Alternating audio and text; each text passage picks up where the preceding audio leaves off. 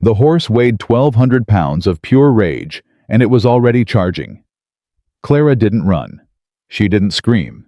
She just stood there in that barn doorway with her hands open at her sides, her chin raised, her breath steady, while every man watching swore they were about to watch a woman die.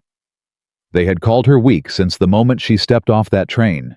But they were wrong about everything. If you've ever been underestimated, stay with me. Subscribe, hit that bell, and drop your city in the comments. I want to see how far this story travels. The train was 20 minutes late. That was the first thing Ethan Walker noticed, not the woman herself, but the delay. He had stood on that platform in Clearwater, Wyoming, for the better part of an hour, with his hat in his hands and the August sun pressing down on the back of his neck like a brand. And by the time the iron wheels finally screamed against the rails and the steam came rolling across the platform in great white clouds, Ethan had already decided one thing. This was a mistake. He had known it the night he sent the letter. He had known it the morning he received her reply, 3 short paragraphs. Careful handwriting. No mention of family. No mention of where she'd been. He had known it every single day of the 6 weeks between her letter and this moment. But knowing something was a mistake had never once stopped Ethan Walker from doing it. The passengers emptied out in the usual rush. Traveling men with cases, a minister with a black bag, 2 women in matching bonnets who moved together like one creature. Ethan watched each face scanning, waiting. And then she appeared in the doorway of the car. She stood there for just a moment before she stepped down, not hesitating, he would realize later, but looking. Taking in the platform, the buildings, the dry, wide-open distance, like a woman assessing a room she might have to fight her way out of. She carried one bag. One, a worn leather suitcase, the color of old saddle battered at the corners, with a handle that had been repaired at least twice with what looked like baling wire. She carried it in her right hand, and she stepped off that train the way you step off something you're relieved to be done with. Her dress was clean, but plain. Her hair brown, nothing remarkable about the color, though something about the way it caught the light made it look more like dark honey than plain brown, was pinned up simply the way a woman pins her hair when she has no one to impress. She was slight, smaller than he'd pictured. She moved across the platform toward him with a directness that surprised him, no scanning the crowd for a familiar face, no uncertainty. She already knew what he looked like. He had sent a photograph. "Mr. Walker," she said. Not a question. "Miss Whitmore." He put his hat back on. "You can call me Ethan." "Clara," she said, and held out her hand. He shook it. Her grip was firm. Her palm was calloused. He noticed both things and said nothing about either of them. "Is that everything?" he asked, nodding at the suitcase. "Yes." He waited for more. There wasn't any more. "All right," he said. "The wagon's out front." They walked off that platform together without another word. And somewhere behind him, Ethan heard the station master's wife, a woman named Helen Pruitt, who could carry gossip the way other people carried water always, and in all directions, say to whoever was standing next to her, "Well, she's not much to look at, is she?" He didn't turn around. Clara gave no indication she'd heard, but her shoulders went very slightly straighter, and her chin came up just barely, just a degree, and Ethan Walker, who had spent 15 years reading animals, thought she heard every word. The ride back to the ranch took 40 minutes. For the first 20, neither of them spoke. This didn't bother Ethan. He was not a man who spoke to fill silence. He had lived alone for 3 years since his father died, and before that, he had lived with a man who didn't believe in wasting words, and Ethan had absorbed that lesson so thoroughly that some of the ranch hands joked he could go an entire workday on 9 words and a nod. What bothered him was that she didn't seem uncomfortable either. Most people got nervous in silence. They started explaining themselves or asking questions or commenting on the scenery. They did something to prove they were still there, still normal, still trustworthy. Clara Whitmore sat beside him on that wagon seat with her suitcase between her feet and her hands folded in her lap, and her gray eyes moving across the landscape around them. Not dreamily, not with the wide-open wonder of someone seeing Wyoming for the first time, but with that same focused, measuring look she'd had on the platform. She was cataloging things he realized. Roads, fences, distances, Exits, something in him said, and then he pushed the thought away, because that was a strange thing to think about a woman who had just arrived to be your wife. It's a working ranch, he said finally, because he felt he owed her that much context before she saw it. Not a show place. There's a lot that needs doing. I know, she said. You wrote that. I just want to be honest about what you're walking into. She turned her head and looked at him. Then directly. No coyness in it. No warmth either. Just a frank and level look and said, I appreciate honesty, Mr. Walker. Ethan. I appreciate honesty, Ethan. A pause. I'm not afraid of work, she said, and turned back to the road. He believed her. He couldn't have said exactly why, but he believed her. They arrived at the Walker Ranch just before midday. The hands were at work, 3 of them visible near the fence line, a 4th somewhere by the equipment shed, and they stopped what they were doing to watch the wagon roll in. Ethan felt their eyes the way you feel. Whether coming the particular quality of attention that men give to something they're already forming opinions about. He set the brake and climbed down, came around and reached up to help her down. She took his hand but bore her own weight, stepped down efficiently without theatrics, and looked at the men watching her from across the yard. They didn't look away. She didn't either. That's Frank, Ethan said quietly, nodding toward the oldest of the 3, a thick-set man with a gray beard and 20 years on the ranch. He runs the day operations. The young one next to him is Pete. The other is Calloway, goes by Cal. Morning, Clara called toward them, clear and without particular warmth. Frank touched the brim of his hat. Pete sort of nodded. Cal said nothing and went back to what he was doing, which was apparently a more honest response than the other 2, because his face had said everything, his mouth hadn't. What kind of woman comes out here with 1 bag? Ethan walked her inside. The house was not a comfortable house. It was a practical house. It had been built by Ethan's father with the understanding that the frontier didn't owe you comfort, and you were a fool to expect it. The furniture was heavy and simple. The floors were bare wood. The windows were small. The kitchen was large and functional. The table could seat 8. There were no curtains. Clara stood in the doorway of the main room and looked at it. I know it's not, Ethan started. It's fine, she said. And then, because she seemed to hear how that sounded, I mean that. It's good bones. She moved past him into the kitchen, opened a cabinet, closed it. Opened another. Looked at the stove with the concentrated attention of a woman doing arithmetic in her head. When did you last have someone cooking regularly? Since my father died. 3 years. She nodded, as if 3 years of a man fending for himself in his own kitchen was a diagnosis she'd just confirmed. I can fix that. The cooking. The house, she said. The cooking. Probably some other things. She set her suitcase down near the door to the back hallway. Which room? He showed her. It was the smaller of the 2 bedrooms. He had prepared it for her, without ever quite deciding what that preparation meant for the larger question of the arrangement between them, and when he'd written to her, he'd been deliberately vague because he was a man who could face a mean bull or a bad winter without flinching, but couldn't quite make himself write out the words. I am not asking you to be a wife in every sense of the word, only in the practical ones, at least for now. She looked at the room. She looked at the narrow bed. She looked at the window. This is fine, she said. We're not, he started, and then stopped because he didn't know how to finish it without making it worse. I know, she said, quietly, without embarrassment, without bitterness, without anything that told him how she felt about it. Thank you for the room. And she went inside and closed the door. Ethan stood in the hallway for a moment. Then he put on his hat and went back to work, which was the thing he knew how to do when he didn't know what else to do. By the end of the first week, the ranch hands had formed their opinions. Frank said she was capable enough, I suppose, for a woman who doesn't know cattle.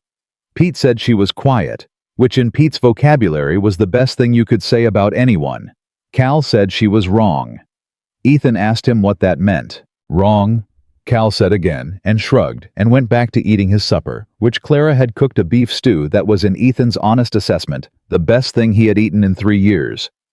But he understood what Cal meant in the way you understand something without wanting to. Because there were things about Clara Whitmore that didn't fit. Her hands were wrong for a gentlewoman. Not rough. The way a farm woman's hands were rough, but worn in a specific way, along the insides of the fingers and across the palm, a pattern he associated with rope work. With horse work. She asked about Raven on day 3. That was the first real thing. She had come into the barn not because anyone sent her, just because she was there moving through the property. The way she moved through everything quietly and systematically, learning the shape of the place. And she had stopped at the far end, where the big black stallion was stalled separately from the other horses behind a reinforced gate with a warning. Frank had nailed to the post 2 years ago, "Do not approach." What happened to him? She asked. She was looking at the horse, not at Ethan, who had followed her in to make sure she didn't walk into something she didn't understand. "He's dangerous," Ethan said. "Don't go near him." "What happened to him?" She asked again, exactly the same way. Ethan looked at the horse. Raven had moved to the back of the stall when they came in, not in fear, but in the coiled, calculating way of something deciding whether the situation required violence. He was black from nose to tail, massive in the way of horses that carry the weight of their own strength like armor. His eyes were dark, and they moved. "We don't know the whole story," Ethan said.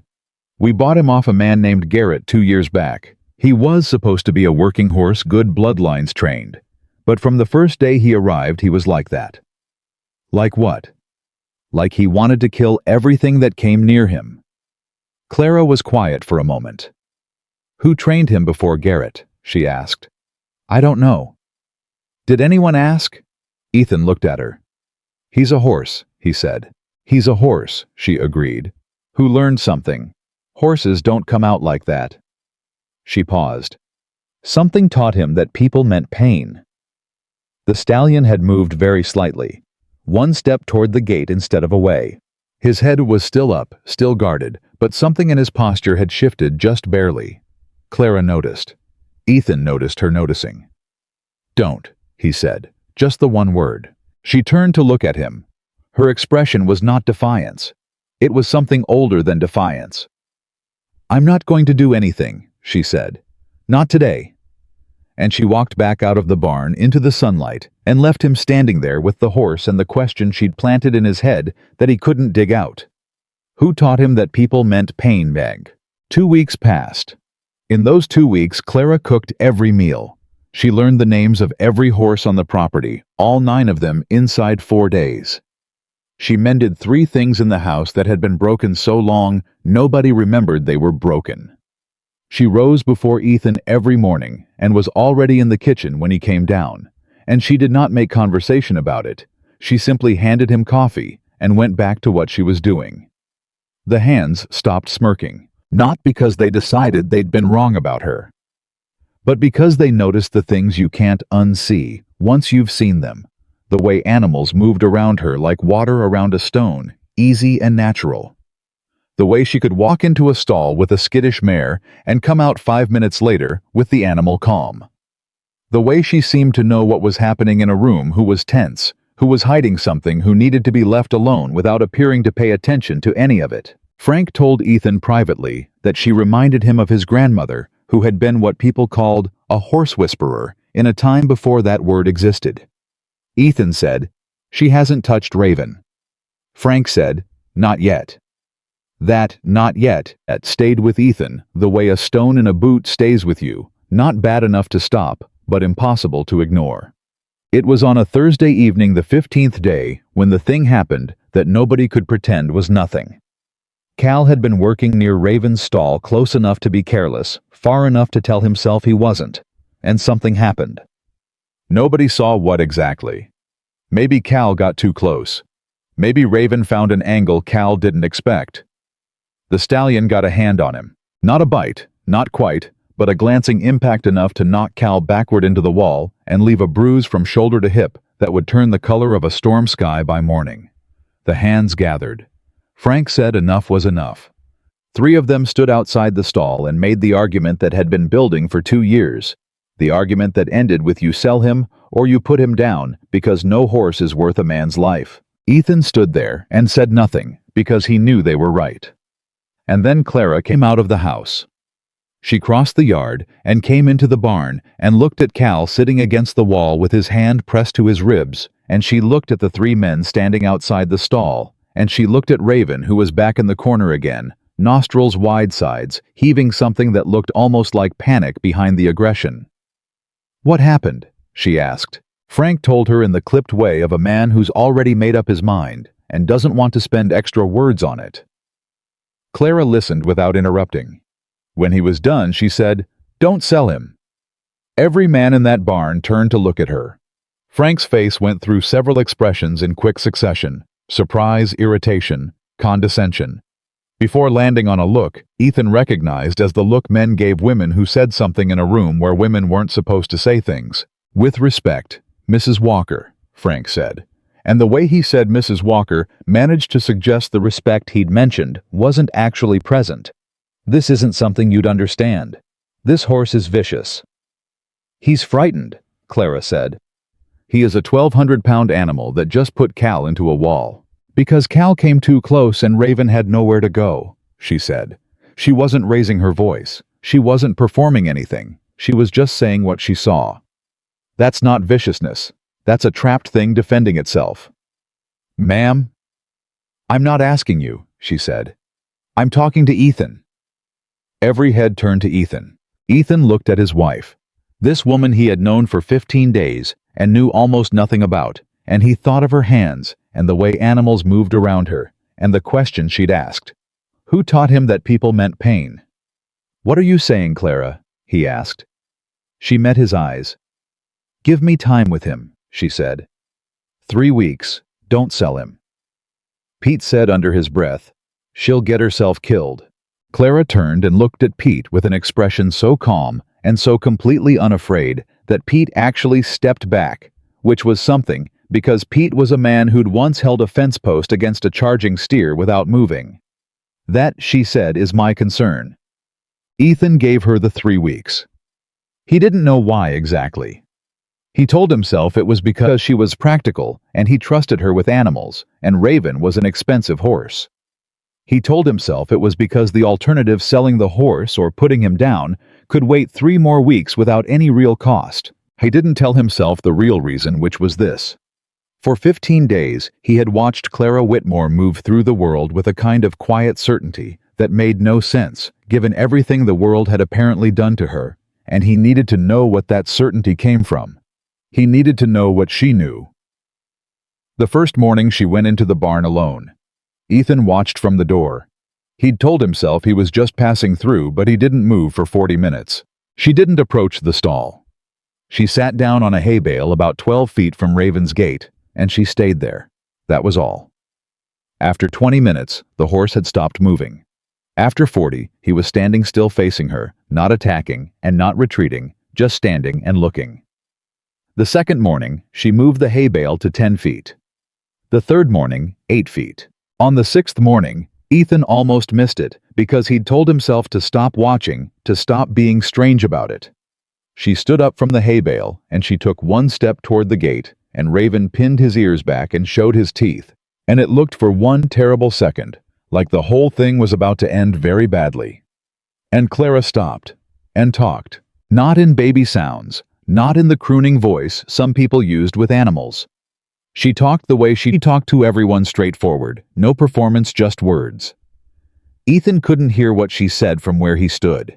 He moved closer. "Know that," she was saying. "I know what it's like when someone gets too close and you don't have anywhere to go. When you've been hurt enough times that you stop being able to tell the difference between threat and just people. When everything feels like it's coming for you." The horse's ears had come forward, just slightly. "But I'm not going anywhere," she said. "I'm going to keep coming back. And I'm not going to force anything. And one day, you're going to figure out that I mean that." She took 1 more step. Raven didn't charge. He took 1 step. Instead, a retreat, not an attack. And they stood there watching each other 6 feet apart. And Ethan stood in the doorway of the barn, with his heart doing something strange in his chest, and thought, "She's not talking to the horse." The realization hit him so hard he almost made a sound. Or she was talking to the horse, yes. But the words weren't invented for the horse. She had said those words before. She had needed those words before. Someone had needed to say them to her. I was still standing there processing this when Frank appeared at his elbow and said in a low voice that managed to be both quiet and furious, "This has to stop." Ethan looked at him. "She's going to get herself killed," Frank said. "And when she does, it's going to be on your conscience. You gave her permission. She asked for 3 weeks. She's a woman who knows nothing about a horse like that." "She knows more about that horse than either of us," Ethan said. Frank stared at him. "She knows what broke him," Ethan said. "That's more than you can say." "What broke him," Frank said slowly, "is he's a dangerous animal. And I don't understand what you think she knows about—" "Leave it alone, Frank," Ethan said. The way he said it ended the conversation. Frank left. Ethan stayed at the barn door and watched his wife stand 6 feet from a horse that had put Cal in a wall, and he felt something he hadn't felt since his father was alive. The specific, uncomfortable sensation of being in the presence of someone who knew something he didn't. It was unsettling. It was also, if he was honest with himself, the most interesting thing that had happened to him in 3 years. On the evening of the 9th day, Clara came in from the barn and sat down at the kitchen table, and for the first time since she'd arrived, she looked not broken, not frightened, just tired. The kind of tired that isn't about sleep. Ethan had seen it before. He saw it in cattle after a hard drive in horses, after a long push. The tiredness of something that has been asked to perform beyond its limit and has done it anyway, but cannot pretend that the performing didn't cost something. He poured her a cup of coffee and set it in front of her without asking if she wanted it. She wrapped both hands around the cup and looked at the table for a moment. "Do you want to know?" she said. "Know what? Why I can talk to that horse?" He sat down across from her. "Only if you want to tell me," he said. She looked up at him. There was something in her expression he hadn't seen on her face before. Not vulnerability exactly, but the thing that comes just before you decide whether to trust someone. The moment of calculation. The moment where you weigh what might be gained against what will definitely be lost if you get it wrong. "I was married before," she said. The kitchen was very quiet. "He was not a kind man," she said. That was all she said that night. But it was enough. Because Ethan Walker sat across the table from his wife. This woman he'd written a letter to out of practicality. This woman he'd expected nothing from, and he felt the shape of everything he hadn't understood about her rearrange itself into something that made perfect, terrible sense. Her hands. The suitcase she could carry alone. The way she measured every room she entered. The way she could stand perfectly still in the face of something charging at her, because she had learned the hard way that stillness was sometimes the only thing that kept you alive. The words she'd said to the horse.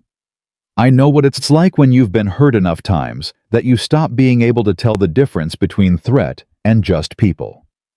"Clara," he said. "I don't want to talk about it more than that," she said. "Not tonight." "All right. I just wanted you to understand why the horse isn't a mystery to me." "I understand." She nodded and drank her coffee. The kitchen stayed quiet, and Ethan Walker sat across from her and felt something shift, something that had nothing to do with the ranch and nothing to do with the practical arrangement between them, and thought that he had been wrong about this being a mistake. He had been wrong about almost everything. The morning of the 12th day. Clara walked to the gate of Raven's stall and opened it. She didn't have a rope. She didn't have anything in her hands at all. Ethan was already at the barn door because he had stopped pretending he wasn't watching every morning. Frank was somewhere behind him. Pete was to his left. They all saw her put her hand on the gate latch. "Don't," Frank breathed. Not commanding anymore, just frightened. The gate swung inward. Raven was at the back of the stall. He had heard the latch. Ethan could see it in the set of the horse's body, the way every muscle had gone to attention, the particular quality of the stillness that precedes explosion. Clara stepped inside. No one breathed. The horse charged. It was not a bluff. It was not a warning. 1,200 pounds of black muscle came across that stall in less time than it takes to blink, and behind Ethan, someone made a sound. Pete or Frank or both of them, and Ethan's whole body went forward like it was going to do something, even though there was nothing it could do. Clara raised her right hand, open palm, and she said in the same tone she used to pass the salt at supper, "I know, I know." Raven stopped. Not gradually, not with the slowing of something that's thought better of something else. He stopped. 6 inches from her open hand. His sides were heaving. His nostrils were spread and working. His eyes were on her face, and she was looking back at him, and her hand was still raised open, steady, not shaking at all. And then so slowly, it seemed like something happening in a different world. The stallion lowered his head. Just slightly. Just enough. Clara put her hand on his nose, and the most dangerous horse in the Wyoming Territory stood there and let her. Behind Ethan, Frank said nothing. Pete said nothing. Cal, who Ethan hadn't even realized was there, who must have come in sometime in the last few minutes, said nothing. Nobody said anything. Because what they were looking at didn't have words in it yet. What they were looking at was a woman who everyone had decided was weak, standing in a stall with a horse that had put a grown man through a wall, and the horse was letting her touch him, and she was speaking to him in a low, steady voice, and his head was coming down, down, degree by degree, and her hand was moving from his nose to the side of his face. "She did it," Pete said, barely a whisper. "She did it," Frank said. And his voice had something in it that hadn't been there before, something that sounded, Ethan thought, a great deal like shame. Ethan didn't say anything. I was watching his wife stand inside that stall, and he was thinking about a woman who had shown up on a platform with one battered suitcase, and nothing she was willing to explain, and he was thinking that maybe what he was looking at had a name, and the name was courage, and maybe courage didn't always look the way you expected it to look. Sometimes it wore a plain dress. Sometimes it carried a single bag. Sometimes it stood perfectly still while everything around it was screaming to run. And sometimes in the most unexpected places, in the most unexpected people, it changed everything. The morning after Clara touched Raven, nobody talked about it directly. That was the thing about ranchmen. They would sooner walk barefoot across broken glass than say out loud that a woman had done something they couldn't do. So Frank came to breakfast and ate his eggs and said nothing. Pete poured his coffee and stared at the table. Cal sat at the far end and worked on a biscuit like it had personally offended him. Clara moved around the kitchen the way she always did, efficient, unhurried pouring, setting down, taking away, and said nothing either. But something had changed. The silence had a different texture to it now. Before the silence in that kitchen was the silence of people who had decided what someone was and were simply waiting for her to prove them right. Now it was something else, something that hadn't settled into a name yet. Ethan watched it all from his seat at the head of the table and said nothing, because he had learned in 15 years of running a ranch that some things needed time to find their own shape. Frank finally put down his fork and said, "The Garrett fence line needs checking today." "I'll take Pete," Ethan said. "I can go," Cal said, not looking at anyone. "I know that line better than Pete does." "Fine," Ethan said. "Cal goes." And that was that. The day organized itself around the edges of what nobody was saying, the way days on a ranch always did. Work filled the space that words couldn't. But as the men filed out, Frank stopped at the door. He stood there for a moment with his hat in his hand, not quite turning around. "Mrs. Walker," he said. Clara looked up from the wash basin. Frank's jaw worked for a second. He was a man who had opinions the way other men had furniture accumulated over years, heavy, difficult to move. "That was what you did yesterday." He stopped, started again. "I've been working with horses for 30 years. Clara waited. "I've never seen anything like it," Frank said. And then he put his hat on and walked out before she could respond, because that was apparently all the admission he had in him, and he had used all of it up. Clara turned back to the wash basin. Ethan, still at the table with his coffee, watched her shoulders, watched to see if they moved, if something in her changed at the acknowledgement. They didn't. She just kept washing. But there was something around the line of her mouth that might in different light have been called the beginning of a smile. Ethan picked up his coffee and thought, "She's not going to let anyone see how much that cost her to earn." He understood that. He understood it more than he wanted to. The town of Clearwater had a population of around 400 people, which was enough to sustain a general store, a church, a saloon, a post office, and an opinion about everyone who lived within 15 miles. Word traveled the way. Word always travels in small places, not with any particular speed, but with a particular thoroughness. By the end of the first week after Clara arrived, everyone in Clearwater knew that Ethan Walker had married a mail-order bride. By the end of the second week, they had formed their views on what kind of woman that made her. By the end of the third, those views had calcified into something close to fact. The women were worse than the men. The men mostly said nothing and let their expressions do the work.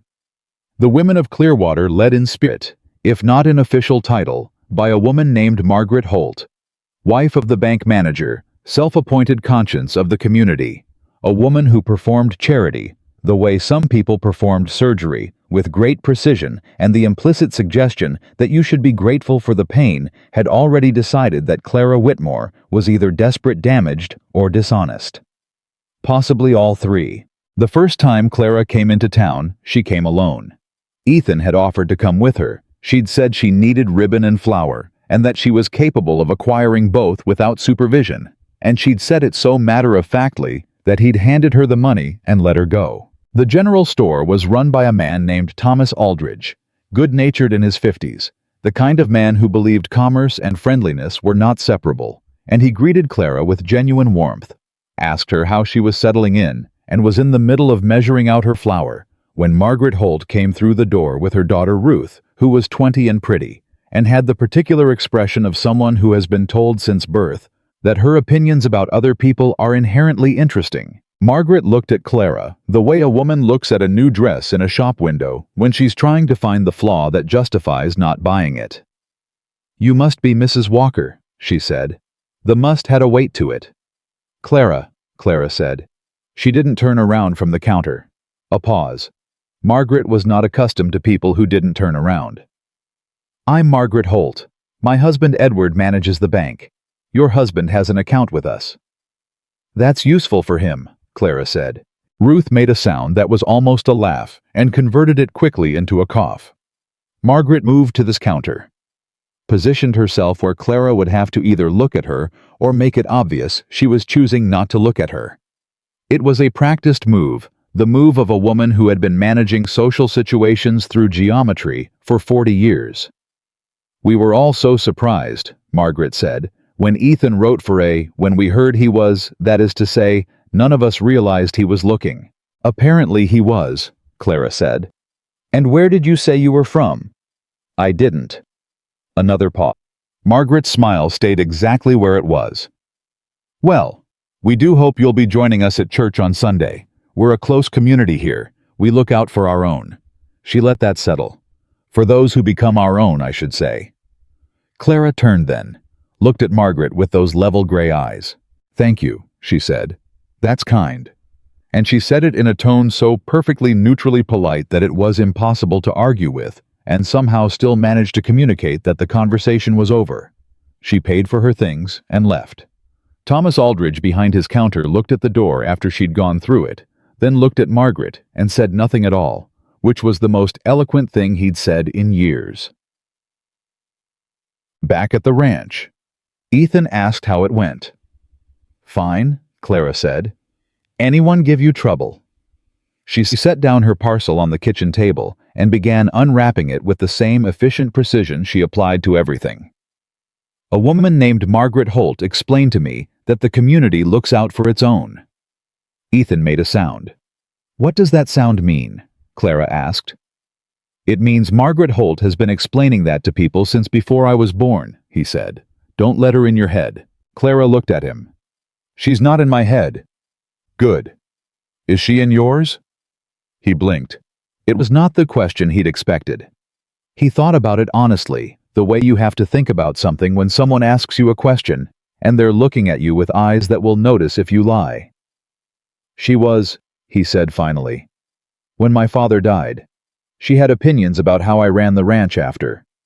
A pause. "She has opinions about everything." "What did you do?" kept running my ranch," he said, "the way I thought it should be run." Clara held his gaze for a moment. "All right," she said, and went back to her flour. But he noticed later that she moved around the kitchen that afternoon with something slightly lighter in her step. Like a woman who had been handed a small piece of information she'd been needing without knowing she'd been needing it. He had said my ranch without thinking. She had heard it, he realized, as what it was. The description of a man who knew his own mind and didn't require Margaret Holt's approval to act on it. Safe something in her was probably filing that away as. Safe was, he was beginning to understand not a thing Clara Whitmore took for granted. On the 17th day, Clara fell. She had been up on the roof of the equipment shed without asking anyone's permission or telling anyone she was doing it, which was the thing that made Frank furious after the fact, because she'd found a soft spot in the boards during a rain the day before, and she'd gone up there alone in the early morning with a handful of spare cedar shakes she'd found behind the barn. Pete found her. Not on the roof. On the ground beside the shed, sitting with her back against the wall and her right wrist held against her chest. Her face doing the complicated work of a person who is in significant pain and is refusing to show it. "Lord above," Pete said. "What happened?" "Board gave," she said, clipped, breathing carefully. "I'm fine." "Your wrist?" "I'm fine, Pete." Pete was 23 years old, and Clara was the first woman who'd ever spoken to him the way she did, not as if he were young. Not as if he were in the way, but as if he were simply a person who happened to be in the same space as her. He also was not a fool, and what he could see from where he stood told him she was not fine. "I'm getting Ethan," he said. "Pete," he was already moving. Ethan came around the corner of the shed at a pace that was not quite running, but was not walking either, and he crouched down in front of Clara and looked at her wrist already swelling, already purple at the joint, and then looked at her face. "Show me," he said. "It's not broken." "I didn't ask if it was broken. Show me." She held it out. His hands were careful with it, more careful than she expected she could tell, because something in her face changed when he touched it, a brief, unguarded flicker of surprise. He moved it, gently, watching her face, not the wrist.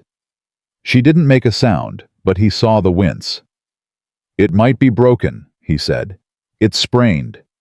Doc Harmon should look at it." "I don't need, Clara." His voice wasn't loud, it was just certain. "You are going to let Doc Harmon look at it. That's not a debate." She looked at him. He looked back. "All right," she said. They sat there for a second, him crouching her with her back against the shed wall, and then he said in a different register entirely, "Why were you on that roof?" "Because the board was soft." "Why didn't you tell someone?" "Because I could do it myself." "You couldn't," he said. Obviously. Her eyes narrowed, not in anger, he realized, but in something more complicated. The expression of a person who has been capable of doing everything themselves for a very long time, and is not entirely sure what to do with the concept that they don't have to be. "I do things myself," she said. Not an explanation, a fact about herself. "I know," he said. "I've noticed." "It's not a flaw." "I know it's not a flaw." He stood up. "It's also not a requirement. Not here." He held out his hand to help her up. "Come on. I'll take you to Harmon." She looked at his hand. She took it. And Ethan Walker, who had spent 3 years convincing himself that he had become a man who didn't need to be close to another person, felt the weight of her hand in his, and did not analyze what that meant. He just held on. Doc Harmon's office was in town above the barber, which was a combination that would have been strange anywhere else, but seemed perfectly reasonable in Clearwater. Harmon was a lean man in his 60s, unhurried with the contained competence of someone who had seen everything once and most things twice. He examined Clara's wrist, asked her to move it this way and that, pressed at specific points, while she kept her face carefully still, and then sat back. "Sprained," he said. "Badly, but not broken." Clara looked at Ethan with an expression that said, "I told you." Ethan's expression said, "You still went to Doc Harmon, so." "Wrap it tight ice if you can get it. Rest it," Harmon said. He paused. "Though I'm guessing rest is a relative concept for you." "I'll manage," Clara said. Harmon was wrapping the wrist with the practiced ease of long habit. You're Walker's new wife. Yes. I heard about the horse, he said. Clara said nothing. Raven, Harmon clarified. Word gets around. I imagine it does. People are saying it's a trick, Harmon said conversationally, not looking up from the bandaging. Or luck.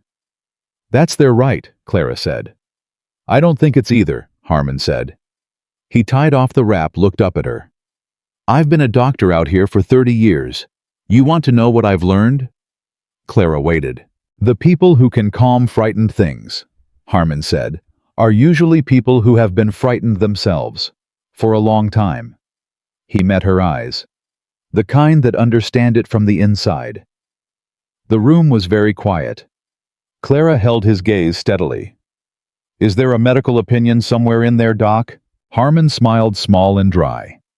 My medical opinion is rapid and rest it. He stood up.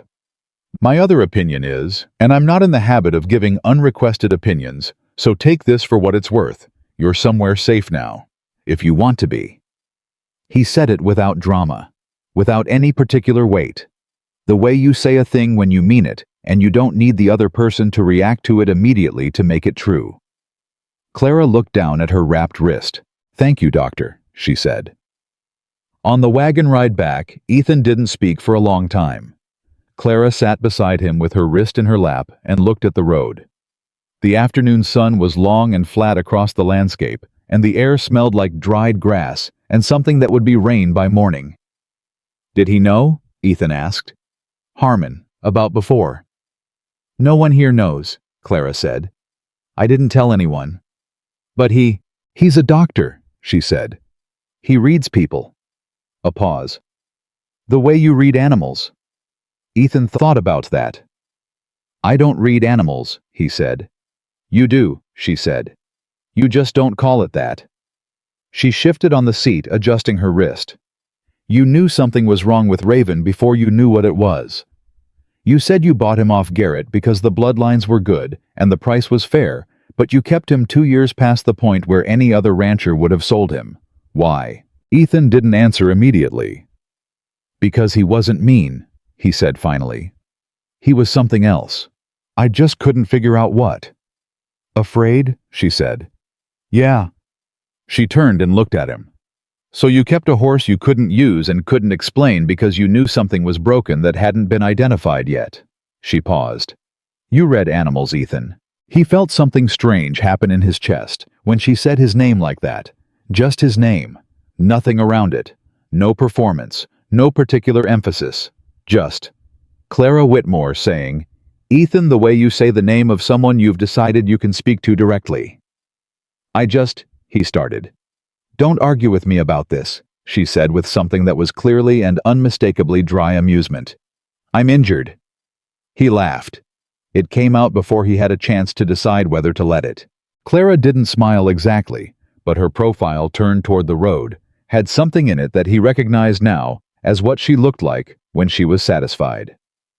The trouble that had been gathering in Clearwater arrived, as trouble in small towns always does, wearing the face of someone who believes they're being helpful.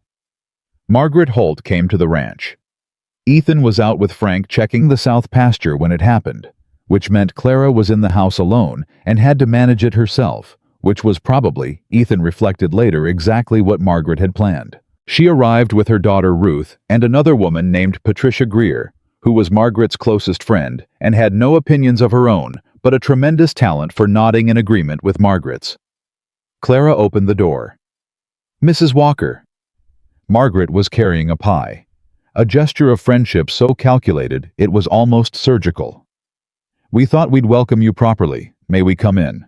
Clara stepped back from the door and let them in because she was not a woman who manufactured conflict, and because she could see a pie and the women behind it for exactly what they were and had absolutely no intention of letting them see that she could. They sat in the main room.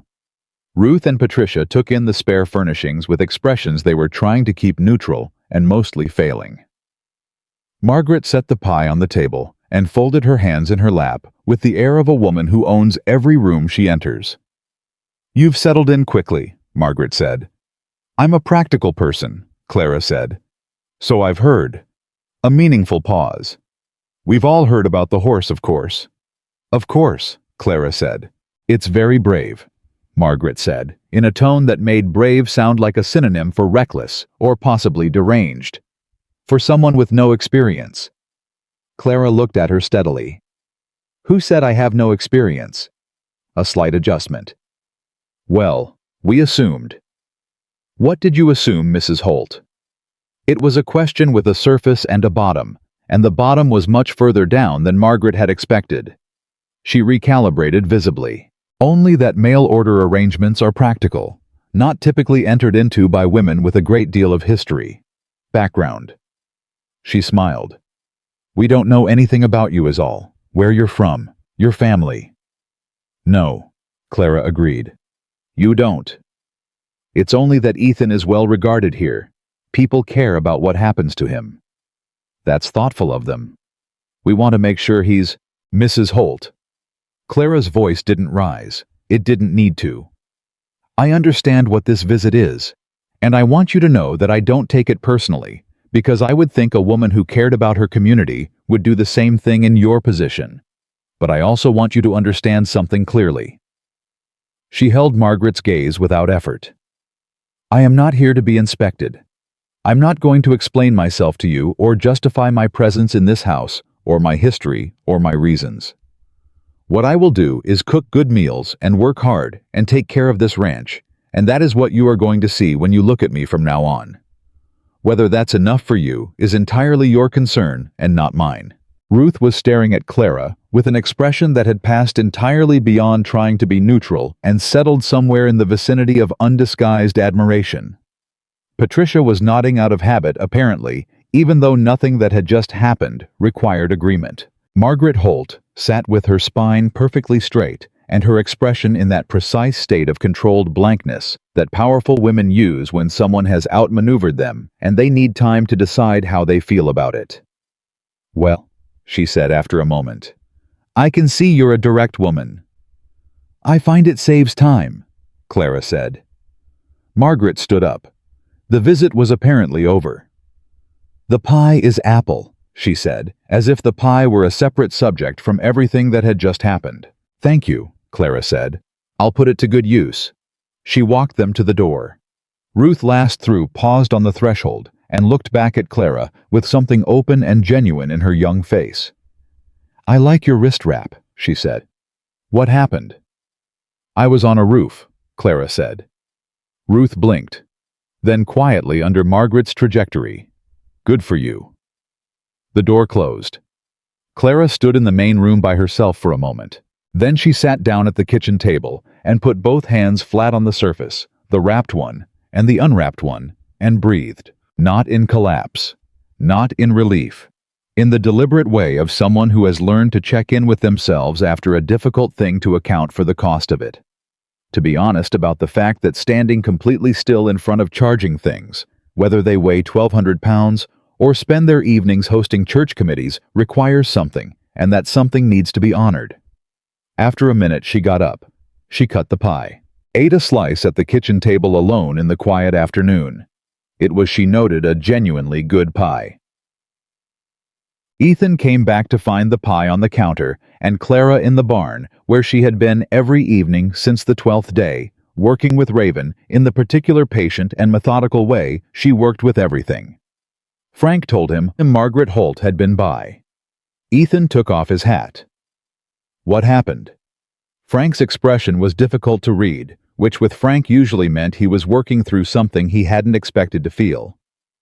Mrs. Walker handled it, he said. How? Frank scratched the back of his neck. The way you'd handle it if you were a person who knew exactly who they were and weren't looking for anyone's approval. A pause. Which she is, and wasn't. Ethan looked at the barn. She all right? He asked.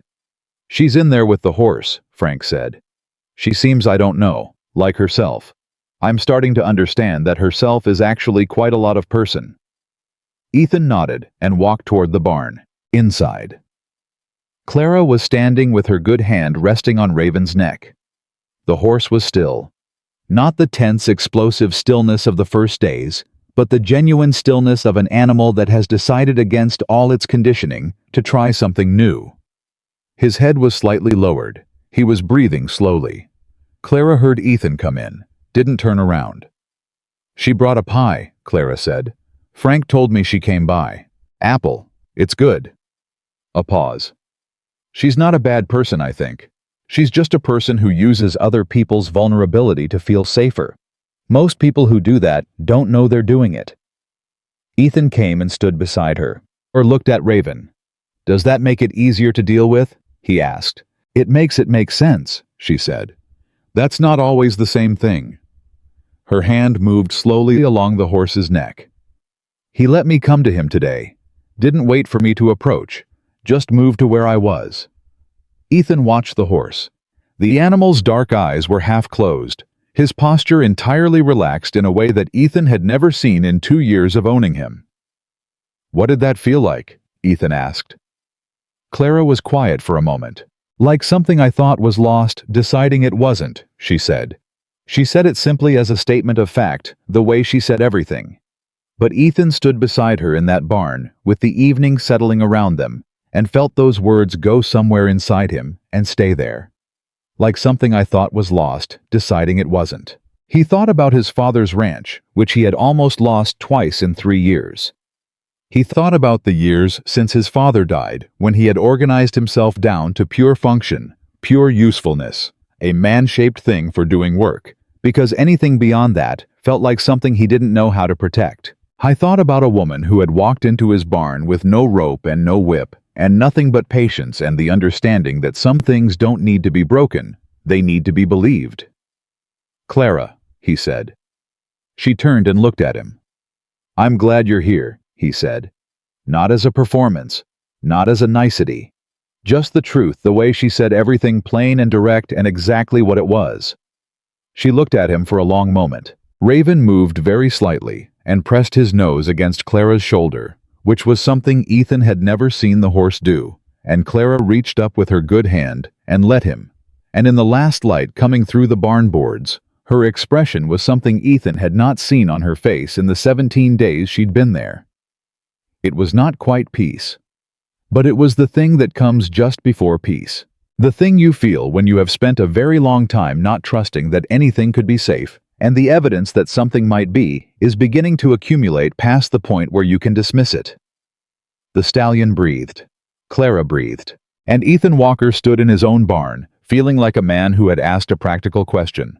"Will you come to Wyoming and help me keep this ranch alive?" and received an answer so much larger than the question that he was still 17 days in figuring out the shape of it.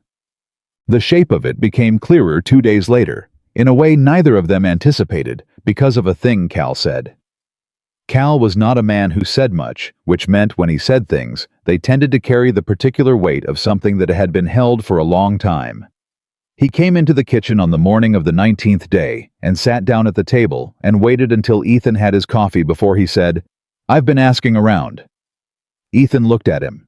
"About Garrett," Cal said. "The man who sold us Raven." The kitchen went quiet. Clara at the stove didn't turn around. "And?" Ethan said. Cal's jaw worked. He was a man who felt discomfort about being wrong with the intensity of someone who had organized much of his identity around being right, and what he was about to say was going to cost him something. "Garrett ran horses down in Texas before he came north," Cal said. "Broke them, or tried to." He looked at the table. "The way some men break horses is it's not what most people would consider right. It's fear, pain. You take something big and wild, and you break it down until it's too afraid to fight back anymore, and you call that trained." The kitchen was very quiet. "Raven wasn't always like this," Cal said. "What he is, what he became, it was made." Clara turned around from the stove. Cal looked at her. He held her gaze for a second, the longest he'd ever held her gaze, and something moved across his face that he clearly wasn't comfortable with. "You knew that," he said. "From the beginning." "Yes," she said. "How?" She looked at him evenly. "Because I know what it looks like," she said, "when something has been taught that the only safe response to anything is attack." Cal stared at her. The words sat in the room like something physical. Pete at the end of the table had gone very still. Frank by the door was looking at the floor. Ethan was looking at his wife. She had said it plainly, factually, without a tremor in her voice, and without any bid for sympathy in her face. She had simply said the true thing, the way she said everything, and left it in the room for people to do with what they would. Cal picked up his coffee cup. Put it down. Picked it up again. "I misjudged you," he said. The words came out like something being extracted. "When you first came, I said you were wrong, and what I meant was, I don't know what I meant, but I was wrong about it." "I know," Clara said. "I'm sorry for that." "I know that too." She turned back to the stove. "Breakfast is in 5 minutes." And that was that. Cal nodded at his coffee. Pete exhaled. Frank made a small sound that might have been clearing his throat and might have been something else. Ethan sat at the head of the table in his dead father's house in the ranch he had fought to keep alive through drought and debt and 3 years of aching solitude, and looked around at 4 men and 1 woman sharing a table in the early morning, and felt something he hadn't felt since before his father died. Not happiness exactly, but the rough-edged, impermanent, impossibly real thing that lives just underneath happiness.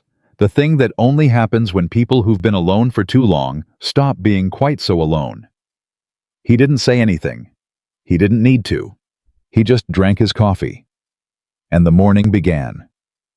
3 weeks into Clara's time at the Walker Ranch, a stranger rode in. Nobody was expecting him. That was the first thing. Men who arrive unannounced at a working ranch in Wyoming Territory in the late summer of 1889 fall into 2 categories: those who are lost and those who don't want anyone to know they're coming. This man was not lost. Ethan saw him from the south pasture, a figure on horseback moving up the main road with the particular unhurried confidence of someone who believes they have the right to be wherever they're going. He came in through the gate without calling out, which was already a thing Ethan didn't like, and pulled up in the yard and sat there waiting, which told you he expected people to come to him. Ethan came to him. Partly because that was his yard, and partly because he wanted to get there before Clara did, and he wasn't entirely sure why that second thing mattered, but it did. The man on the horse was maybe 50 thick through the shoulders, with the look of someone who had spent a life outdoors, doing things that made him harder, rather than things that made him wiser. He had small eyes and a wide mouth, and he smiled in the way of men who use smiling as a tool rather than an expression. "Walker," he said, not a question. "That's right," Ethan said. "And you are? Name's Dylan Garrett." The name landed like a stone in still water. Ethan kept his face exactly where it was. "Garrett?" "Thought I'd ride out," Garrett said, "since I was passing through the territory. Heard you bought one of my horses a couple years back. The black." "We did," Ethan said. "Heard he's been trouble." "He was." Garrett tilted his head slightly. "Was." Things change, Ethan said. Garrett's smile adjusted itself, not larger, but differently shaped. The smile of a man recalculating. "That's so. Well, I wanted to make you an offer. I got some buyers up north looking for good stock. If you wanted to move the animal, I could take him off your hands at a fair price. Save you the trouble." "Raven's not for sale," Ethan said. Garrett looked at him for a moment. "He throw another hand. I heard he put one of your boys in a wall." "That was 3 weeks ago," Ethan said. "He's been different since." "Horses like that don't Garrett said with the casual authority of a man stating weather patterns. "I bred that animal. I know his blood. He's got too much of his sire in him, mean to the core. It's born and not made." Something moved behind Ethan, a sound or the absence of a sound, the particular quality of someone stopping very suddenly. He didn't turn around, but he knew. Clara was behind him. "Mr. Garrett," she said. Both men looked at her. She had come out of the house. Ethan hadn't heard her. She moved that quietly, and she was walking across the yard toward them, with her wrapped wrist at her side, and her gray eyes on the man on the horse. "Ma'am," Garrett said. The smile again. "Didn't know Walker had a wife." "He does," Clara said. She stopped beside Ethan, looked up at Garrett. "You said Raven's mean to the core. Born and not made. That's right. You're wrong, she said. Garrett blinked. It was clearly not the response he was accustomed to from women or from most people. Beg your pardon. He's not mean, Clara said. He's broken. There's a difference, and the difference matters. She held Garrett's gaze without effort. And what broke him was taught not born. So when you say it's in his blood, you're either mistaken or you're lying, and I'd guess you know which one it is. The yard was very quiet. Garrett looked at Clara for a long moment, with something moving behind his small eyes. Assessment, irritation, and something that might have been the particular discomfort of a man who has just been accurately described. You're a bold woman, he said. The horse isn't for sale, Clara said. You can go. Garrett looked at Ethan. Ethan looked back at him with an expression that said nothing except she said what she said. Garrett clicked his tongue, wheeled his horse and rode back through the gate without another word. The yard stayed quiet. Pete, who had apparently materialized from somewhere near the equipment shed during the exchange, and witnessed the whole thing, said nothing for approximately 4 seconds, which for Pete was a record of emotional restraint. Then he said, "Did she just tell Dylan Garrett to leave?" "She did," Frank said from the fence. "And he left." "He did," Frank said. Ethan turned to look at Clara. She was watching the road where Garrett's horse had gone, her face set in the particular focused way it got when she was thinking about something she hadn't finished thinking about yet. "You know who he is?" Ethan said. Not a question. "I know what he did to that horse," she said. "That's enough." She walked back into the house. Pete looked at Ethan. "Where did you find her?" Pete said. "She answered a letter," Ethan said. "You write a lot of letters." "Just the one," Ethan said, and followed his wife inside. What nobody knew. What Ethan wouldn't know until later, until the night Clara finally told him everything, was that Dylan Garrett's visit was not coincidental. But that was later. That afternoon, the more immediate problem was Raven. Because whatever Garrett's visit had stirred in the air, the horse felt it. Animals feel things the way weather vanes feel wind. They don't know what made it, they just register the direction.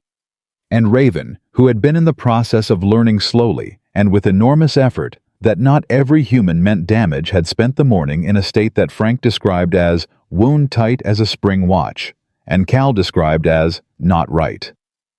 Clara went to the barn. Ethan followed her because he was done pretending he wasn't.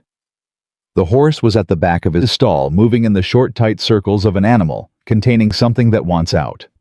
His ears were pinned, his nostrils were working. He was not the Raven of the past 10 days, the Raven who had pressed his nose against Clara's shoulder and breathed slowly. He was the Raven of the first week, the Raven who had put Cal in a wall. Something set him off, Frank said from the doorway behind them.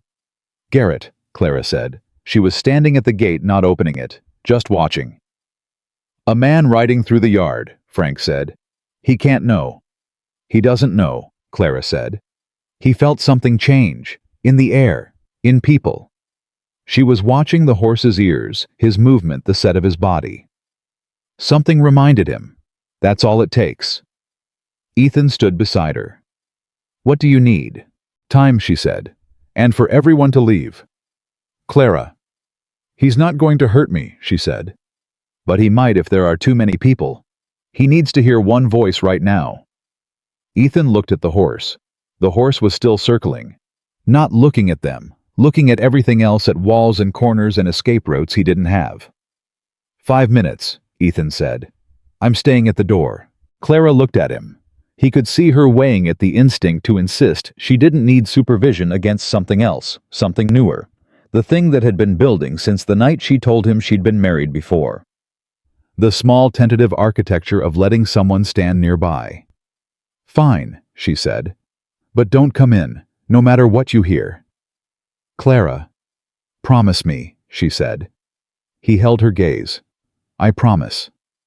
She opened the gate. What happened in the next 12 minutes was the thing Ethan Walker described years later as the most extraordinary thing he had ever seen in his life. And he had seen blizzards that changed the shape of the land, and fires that took everything a man owned, and 100 other things that you don't forget. Clara walked into that stall with a horse in full defensive terror, and she did not stop, and she did not hesitate, and she did not raise her hands. She just walked to the center of the stall and sat down on the floor. Just sat down. Crossed her wrapped wrist in her lap, her eyes not on the horse, but at a middle distance, not challenging him with eye contact, not ignoring him either. Raven stopped circling. He turned to face her.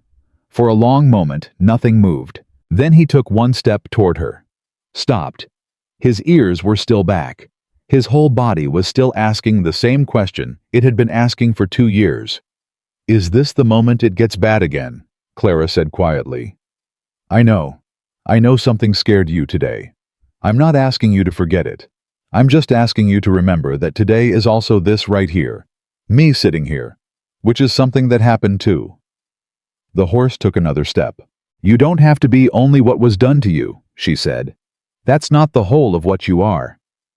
Ethan stood at the barn door with his hand on the frame and his promise in his mouth, and watched his wife speak to a horse about things she knew from the inside, and he felt something happen in the center of his chest that was not comfortable, and was not small, and was absolutely not about the horse. Raven lowered his head. He walked the rest of the way to Clara, and stood over her close enough that she could reach up and touch him. She did. And the horse, the dangerous horse, the horse, everyone had written off the horse. Dylan Garrett had broken, and then tried to sell, and then tried to reclaim the horse, leaned into her hand. Behind Ethan Frank, made a sound he would deny making for the rest of his natural life. That evening Ruth Holt came to the ranch. Not with her mother. Alone on a bay horse she clearly knew how to ride, arriving in the early dusk with a purpose that she wore visibly on her young face. Ethan was at the fence when she rode in, and he called to Clara, who came out of the house and stood on the porch. Ruth dismounted and tied her horse and walked to the porch steps and said without preamble, "I wanted to talk to you. Without my mother." "All right," Clara said. She stepped back and opened the door.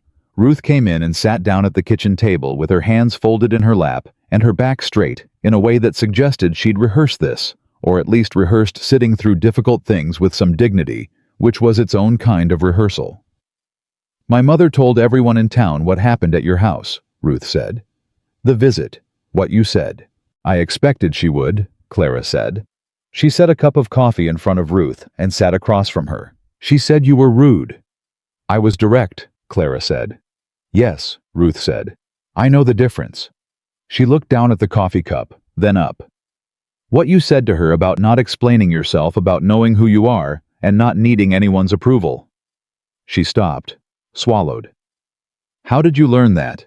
Clara looked at this 20-year-old girl with her straight back and her rehearsed dignity and her eyes that were trying to be casual about a question that was anything but. "The hard way," Clara said. "The way most people learn it." Ruth was quiet for a moment. "My mother has opinions about the man she wants me to marry." "And you have different opinions." "I have no opinions," Ruth said. "That's the problem. I don't know what I think about anything because I've never been allowed to think about anything without my mother thinking it first and telling me what the right conclusion is." She said it without self-pity, just with the frank exhaustion of someone who has been carrying something for a long time. "She's not a bad person. She loves me. I know that." "I know that too," Clara said. "That's not what makes it hard." Ruth looked at her. "What makes it hard is that love and control can wear the same face." Clara was quiet. Ruth said, "Did someone tell you that?" "No," Clara said. "I figured it out. Eventually." She paused. "Later than I should have." They looked at each other across the kitchen table. This woman of 27, who had survived something she still couldn't say the whole of out loud, and this girl of 20 who was trying to figure out how not to have to survive the same thing. "I'm not going to tell you what to do," Clara said. "I'm not your mother, and I'm not Margaret Holt, and I have no business telling anyone how to live their life." "I'm not asking you to tell me what to do," Ruth said. "I'm just asking." She stopped. "I'm asking how you kept being yourself. When someone was working very hard to make you into something else, how you held on to knowing who you were." The kitchen was very quiet. Clara put her hands flat on the table. Both of them wrapped wrist and unwrapped, and thought about the question honestly, the way the question deserved. "I'm not sure I always did," she said. "There was a time when I didn't know anymore. When I'd been told enough times what I was, that I started to believe it." She paused. "What brought me back was the thing they couldn't take. They can take your circumstances. They can take your safety, your options, your confidence. But they can't take what you actually know, what you can do." She looked at her hands. "I knew horses. I always knew horses. They couldn't take that from me. And that one thing they couldn't get at, that was the thread I held onto until I could get out." Ruth stared at her. "What's yours?" Clara asked.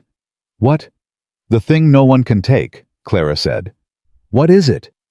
Ruth opened her mouth, closed it, and then said in a voice that was barely above a whisper, "I can read anything. I read everything. My mother thinks books are a frivolous habit. But I read everything I can find, and when I'm reading, I'm someone who isn't confused about who she is." "Then hold on to that," Clara said. "Whatever happens, hold on to that." Ruth sat with that for a moment. Then she picked up her coffee and drank it, and set it down, and seemed somehow several degrees straighter in her chair. "Thank you," she said. "Don't thank me," Clara said. "Figure out what you want and go get it. That's all I did." Ruth almost smiled. "You make it sound simple." "It isn't," Clara said. "But it also isn't as impossible as people who don't want you to do it will tell you it is." Ruth left before dark. Ethan came inside to find Clara at the table with both hands around an empty coffee cup, looking at the grain of the wood in that way she had when she was somewhere inside herself. He sat down. "What did she want?" he asked. "To know how to be herself," Clara said.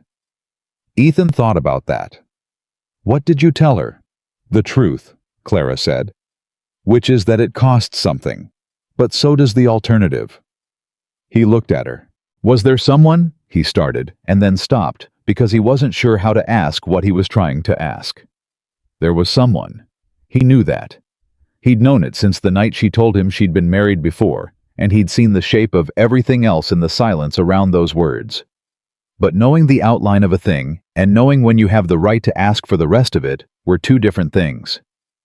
"You want to ask me," Clara said. "Only if you want to tell me." She looked at him for a long time. "His name was Thomas," she said. "Whitmore. I took his name and I kept it when I left because my family name was my father's, and my father wasn't someone worth remembering by name." She said this plainly as a statement of geography rather than pain. "This is where I came from.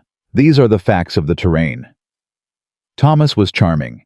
When I met him, he was charming and capable, and I was 22, and I had no particular way of knowing the difference between someone who is genuinely kind and someone who is kind because they're still deciding what they can get away with. Ethan said nothing.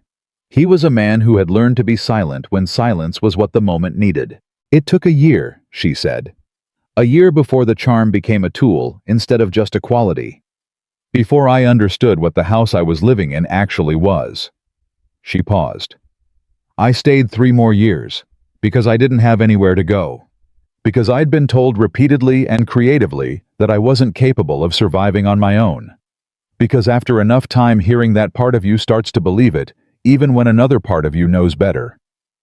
"What changed?" Ethan asked, quietly. "His horse," Clara said. He looked at her. "He had a horse," she said. "A gray mare badly used. He thought that was funny that an animal could be so afraid of him that it shook when he came near it. He thought that was what power looked like." Her voice stayed level. "I was in the stable, and the mare was in a bad way, and I went in, and I stayed with her, and she let me. And I thought, if this animal, who has every reason to believe there is no such thing as gentleness left in the world, can still accept it when she finds it." She stopped. "I decided that I could too. I decided I was going to find out if I could too." "And you left," Ethan said. 6 months later," she said, "when I had enough put away and a plan that I was sure of." She looked at him. "I wasn't impulsive about it. I needed it to work. I only had the one chance." Ethan sat with this. He sat with the weight of it.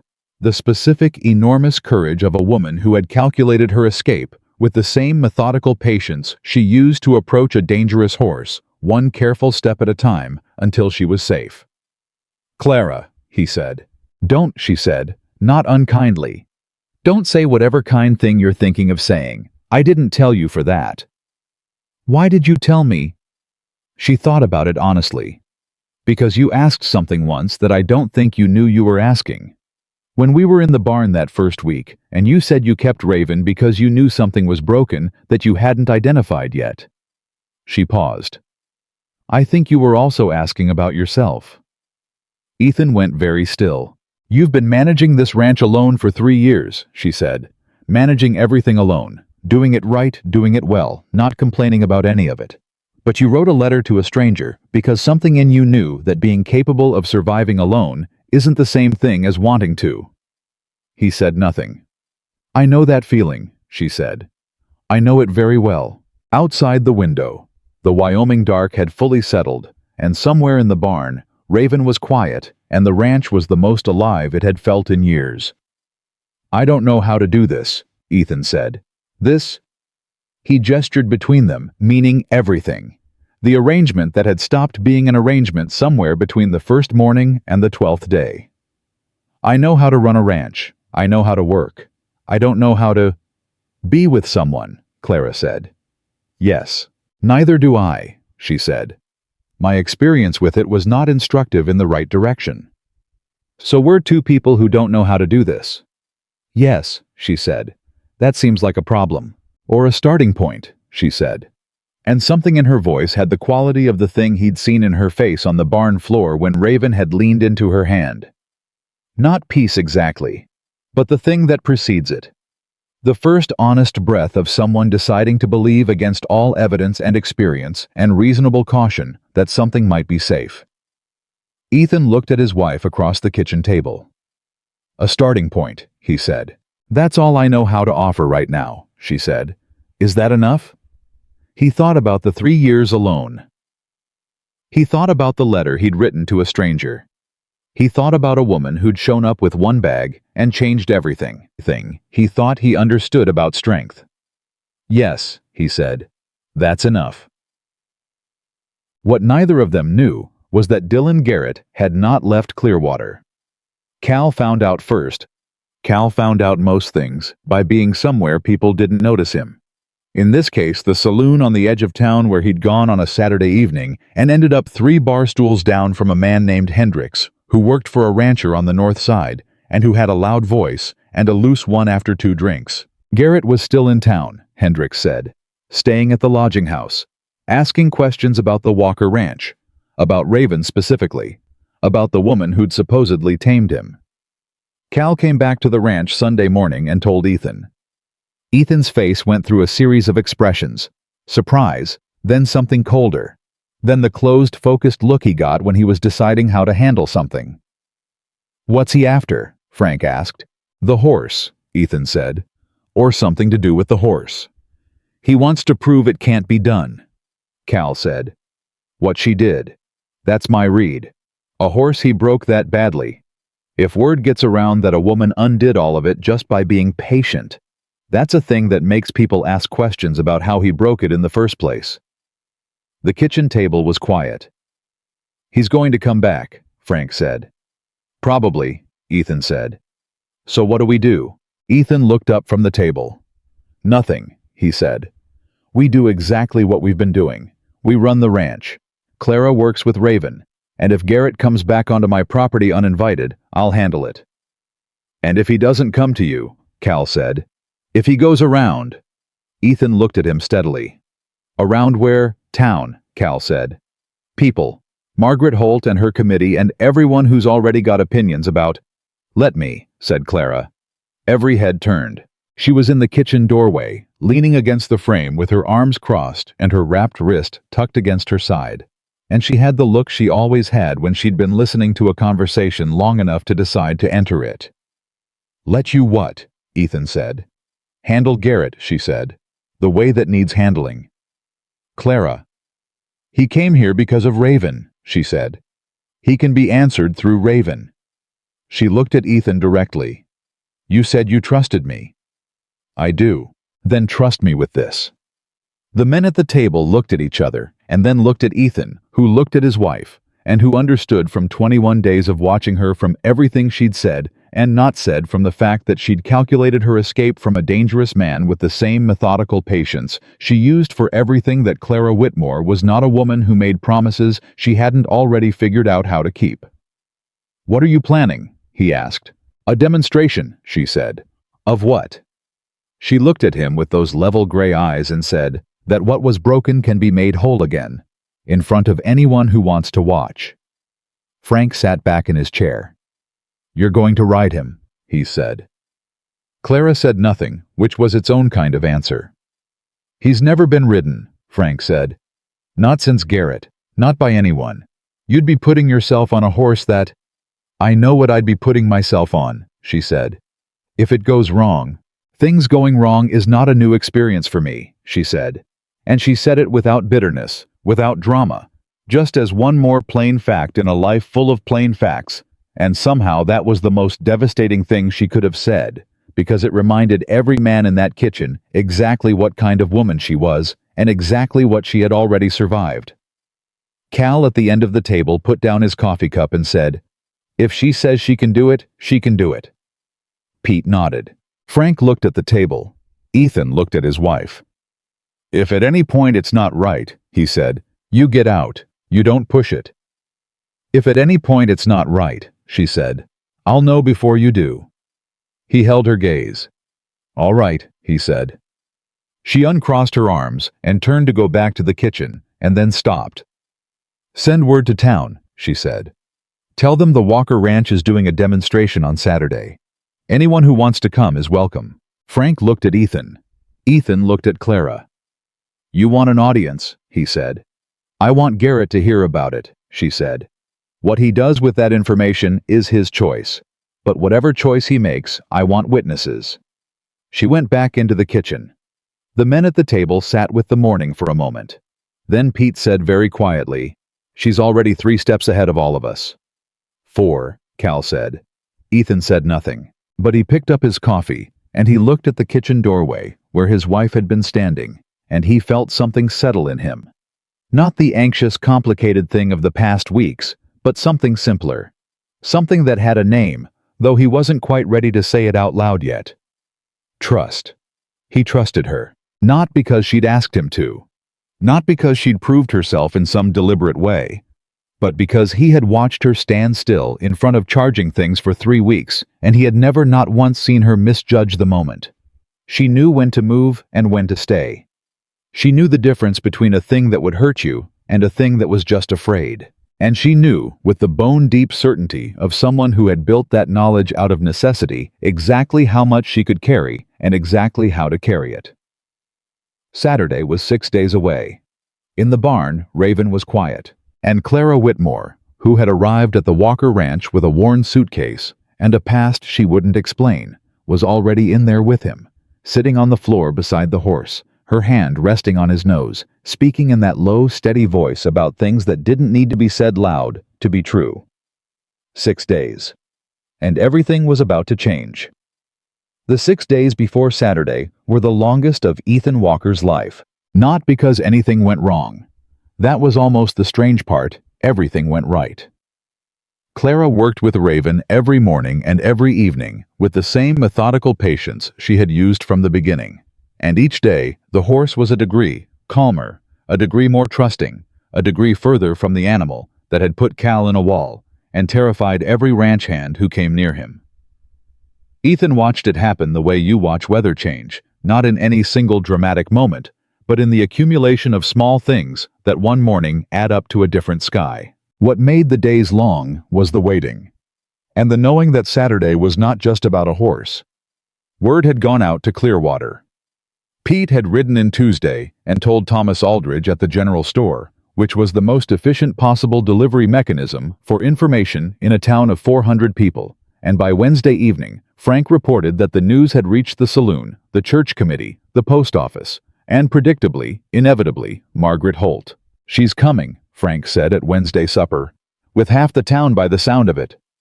Clara passed the bread without looking up. Good. Cal, who had been watching Clara with the focused attention of a man who has revised his opinions once and is making sure he doesn't have to do it again, said Garrett. Still at the lodging house, Frank said. I asked around.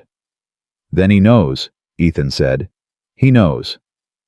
The table was quiet for a moment. Pete said, What do you think he'll do? Nobody answered, because the honest answer was that nobody knew. And Clara, who probably had the most informed theory, was eating her supper with the focused quiet of someone who has already made her calculations and sees no point in sharing them prematurely.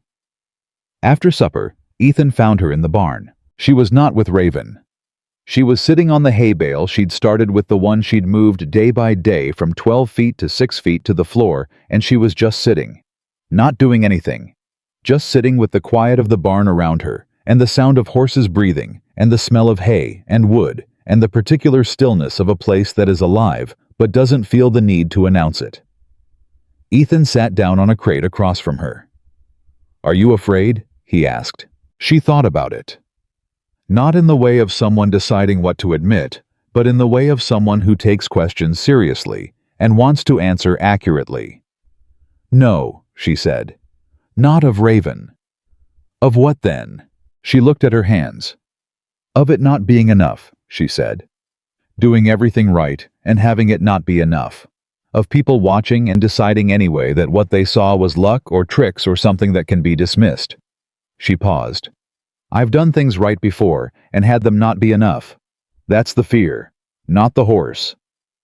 Ethan leaned forward with his elbows on his knees. Even if every person who comes on Saturday decides it was luck, he said, Raven will know. She looked up at him. The horse will know, he said. Whatever anyone says or decides, the horse knows what happened between you two. That can't be taken back. She held his gaze for a long moment. That's the right thing to say, she said quietly. I know it is, he said. Because it's true. She looked down again. When she looked up, there was something in her face that he hadn't seen before, not the careful blankness she used in public, not the focused concentration she used for work, but something unguarded and direct that he understood somehow she didn't show many people. I'm going to need you to trust me on Saturday, she said.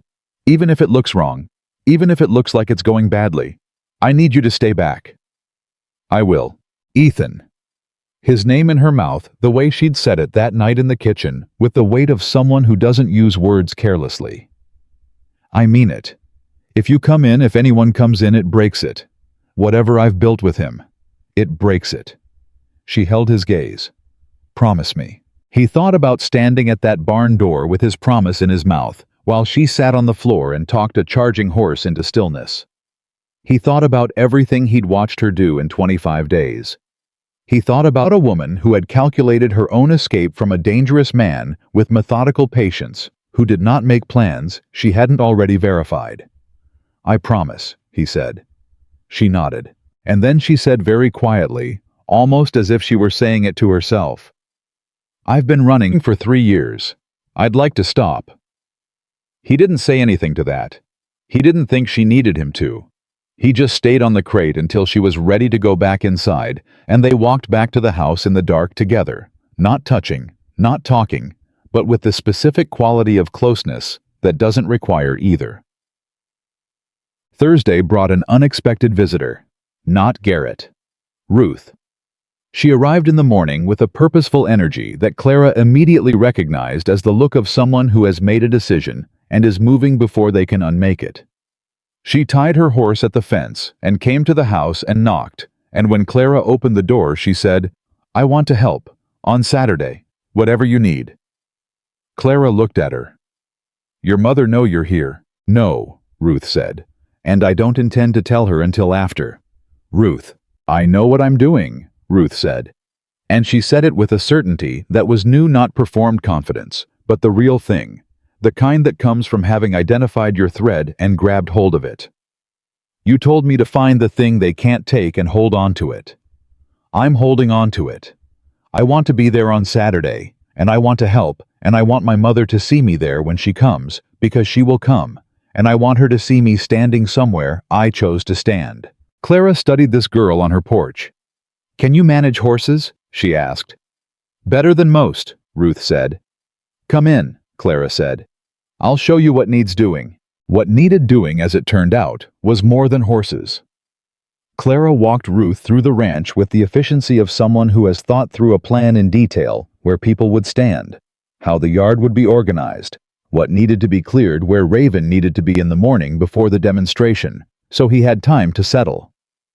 Ruth absorbed all of it quickly, the way a reader absorbs information, filing it and cross-referencing it and asking sharp questions where the plan had gaps. By noon, Ethan had encountered them 3 times in different parts of the ranch, and each time they were deep in conversation, Clara explaining, Ruth nodding, and then asking the next question, and he had the distinct sense of watching 2 people who had found unexpectedly that they spoke the same language. Frank came to Ethan at the fence post he was mending and said without particular introduction, "The Holt girl's good." "She is," Ethan agreed. "Her mother's going to lose her mind when she finds out she was here." "Probably. You're not worried about that." Ethan drove a nail with 2 clean strokes. "Margaret Holt's mind is Margaret Holt's concern," he said.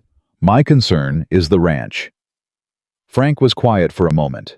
Then, "She's changed things, Mrs. Walker." Ethan didn't look up from the fence. "Yes." "I mean the ranch," Frank said. Then after a pause, "And other things." Ethan drove another nail. "You don't have to say anything," Frank said quickly, in the manner of a man who has gone further into a conversation than he intended. I've worked for you 8 years, Ethan. I worked for your father before that. I've never seen you." He stopped. "Say what you're saying, Frank." Frank settled his weight. "I've never seen you look at anything the way you look at her," he said. "Not the ranch, not the horses, nothing." He looked at the fence post. "That's all I was going to say." Ethan was quiet. "She's a good woman," Frank said. "She's the most capable person I've ever met," Ethan said. "And the most—" He stopped. He had been about to say alone, and then realized that wasn't quite the right word anymore. "She's been alone for a long time," he said instead. "Longer than I have." "2 people who are good at alone," Frank said. "Yes." "That can go one of 2 ways," Frank said. Ethan looked at him. Frank shrugged. "Either you stay alone together, or you figure out you don't have to be." He picked up his tools. "My money's on the second one." He walked off. Ethan stood at the fence post for a moment. Then he picked up his hammer and went back to work. Friday night Garrett made his move. Not at the ranch. In town. Cal heard it from Pete, who heard it from Thomas Aldridge, who had been at the saloon for the first time in a year on account of his wife being out of town, and who had therefore been present for the full performance. Garrett had bought drinks for a substantial portion of the male population of Clearwater. And while buying drinks, he had talked casually generously in the manner of a man with no particular agenda who just happened to have a lot of relevant experience about horses. About the Walker Ranch. About Raven specifically. He had not said Clara couldn't do what people said she'd done. He was smarter than that. What he'd said was, horses like that are unpredictable. What he'd said was, I bred that animal, and I know his blood, and I'm worried for the woman's safety. What he'd said was, I hope nothing goes wrong tomorrow. I genuinely do, because if that horse turns on her in front of a crowd of people and there's no one close enough to help. He'd left it there. He'd left it there and let the room fill in the rest. Cal reported this to Ethan and Clara at the kitchen table at 9 in the evening, and when he was done, the kitchen was very quiet. He's not trying to stop it, Ethan said. He's trying to make sure if it goes wrong, everyone saw it. Yes, Clara said. If Raven throws you or charges and you're in front of half the town. He won't, Clara said. Clara, if there's any chance. Ethan. She looked at him with complete steadiness. I know this horse. I know what he's ready for. I have been with him every day for 3 weeks, and I know where he is and what he can do. A pause. Do you trust me? Yes, he said, immediately, without qualification. Then trust me on this. Cal looked at the table. Pete looked at the table. Frank in the doorway looked at the table. There's something else, Cal said. Ethan looked at him. Garrett was talking to Hendricks, Cal said. The rancher from the north side, about buying Raven, after. His jaw tightened. He said if the demonstration goes badly, Walker'll be willing to sell for almost nothing. And if it goes well. Another pause. He said he had papers, from the original sale. He said there was a clause. The room went absolutely still. What kind of clause? Ethan said. A right of return, Cal said. If the animal proved unmanageable. He's claiming the contract had a clause that if Raven was deemed dangerous, Garrett had the right to buy him back at the original price. Ethan looked at Clara. Clara said, "Do you have the contract?"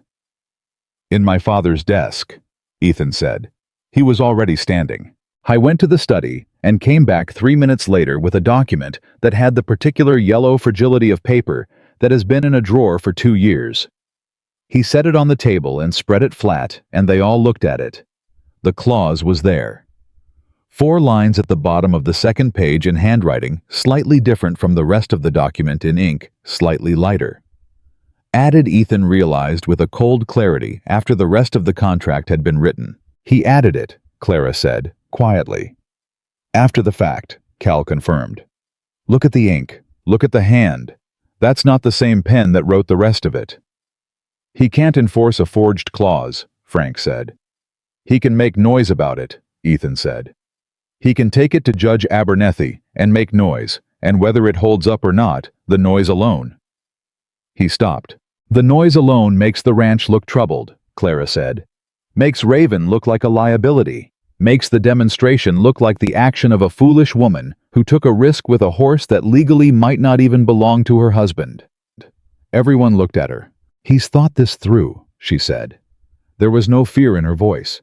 If anything, there was something that sounded almost like respect, the specific cold respect of someone recognizing a competent opponent. If the demonstration fails, he has the horse and the story. If it succeeds, he makes noise about the contract and muddies it anyway. She looked at the document on the table. He's covered the exit on both sides. So what do we do? Pete said. Clara pulled the document toward her and looked at it for a long moment. We go ahead, she said. Clara. We go ahead, she said again. And we make sure the right people see exactly what they need to see. She looked up. Is Judge Abernethy coming tomorrow? Frank blinked. I don't know. We didn't specifically. Invite him, Clara said. Tonight if you can reach him. And Thomas Aldridge. And Doc Harmon. She paused. And ask Ruth if her father would come. Edward Holt, Ethan said. The banker. The banker who manages your account, Clara said. Who has presumably seen your original transaction records. She looked at Ethan directly.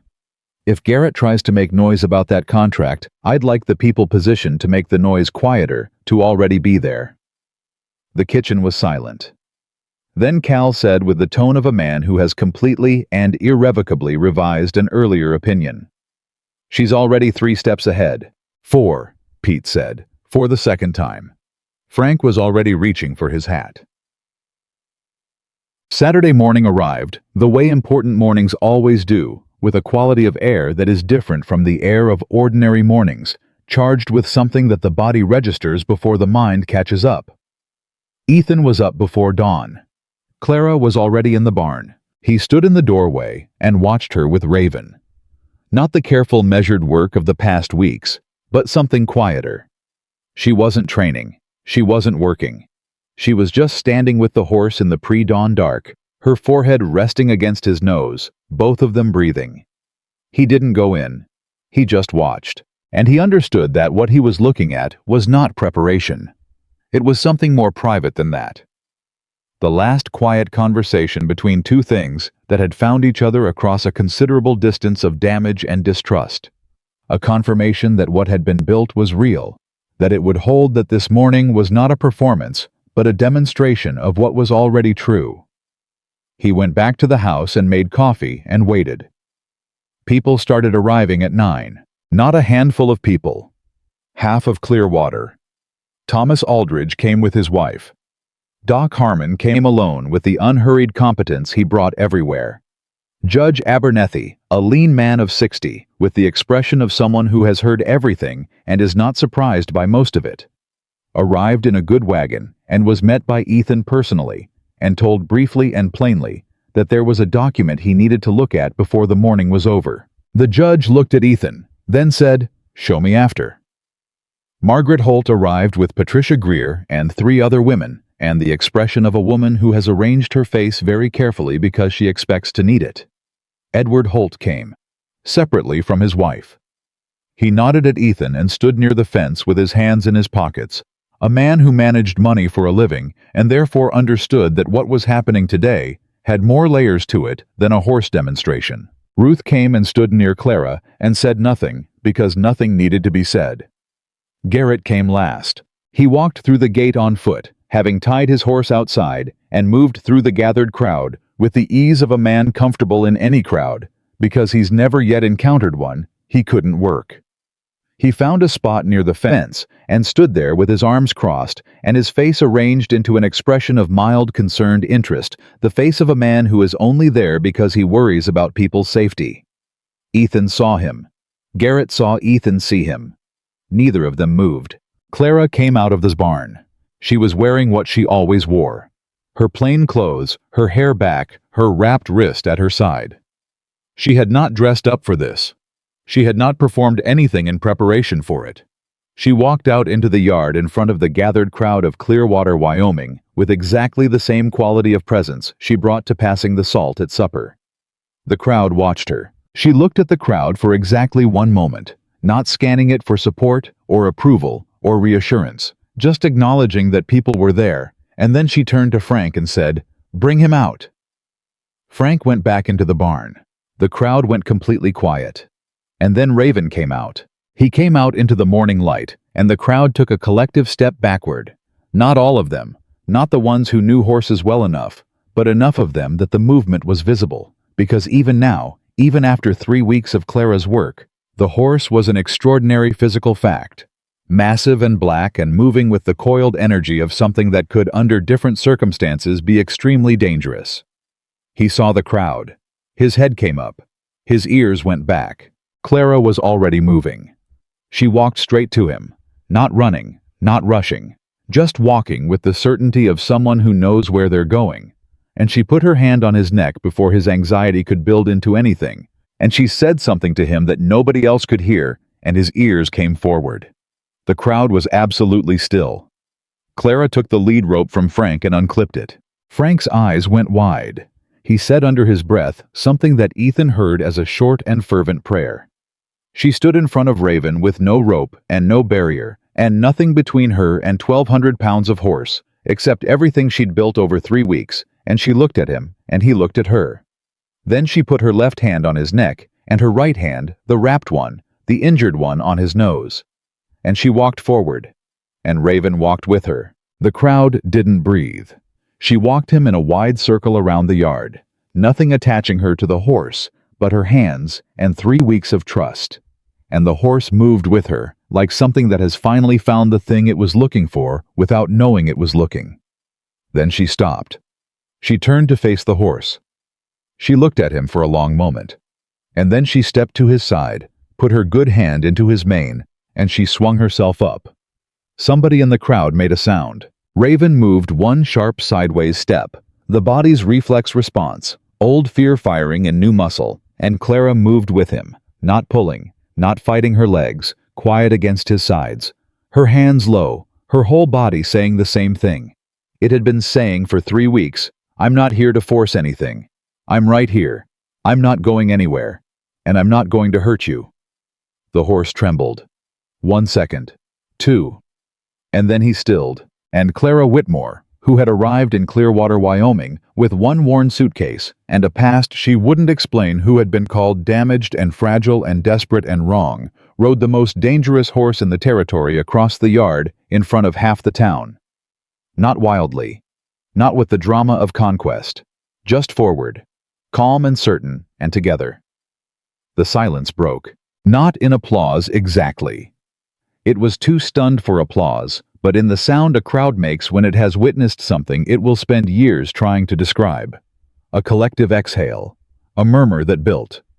And then someone Ethan thought it was Doc Harmon, though he couldn't be certain, started clapping, and then it spread. Ethan stood at the fence with his hand on the post and his throat tight and watched his wife ride a horse that everyone had given up on, and he didn't trust himself to speak, so he didn't speak. He just watched. And he thought, there she is. That is exactly who she is. And I have been watching her be that since the moment she stepped off the train, and I did not understand until right now what I was looking at.